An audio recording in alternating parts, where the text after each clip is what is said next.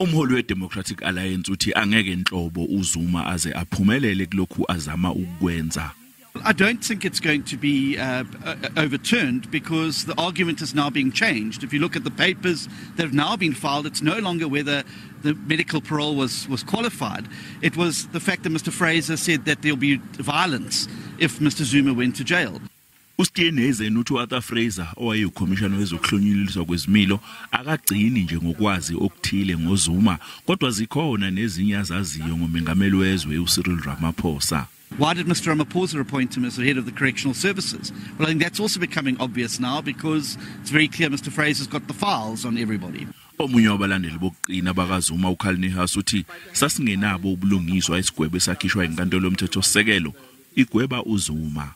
The sentence that President Zuma was given by the Constitutional Court was entirely unjustifiable.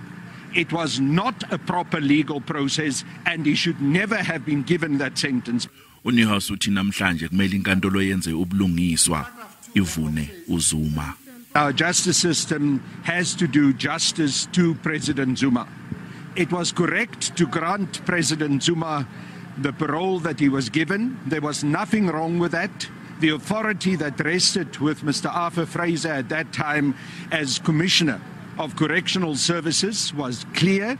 Ngontulikazi wanyaka enye lo wayeumengameli wezwe uJacob Zuma wagwetshwa unyaka nenyanga ezintathu ebhadla ejele egwetshwa inkantolo yomthethosisekelo wezwe ngenxa yokungafuni kwakhe ukuvela ekhommishaneni ephenya insolo zokuqhwaqwa kwamandla ombuso.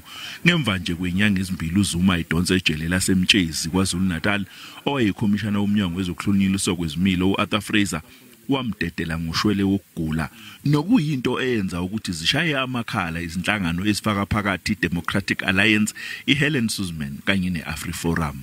NginguCalvin Dludla wezindaba zeSABC.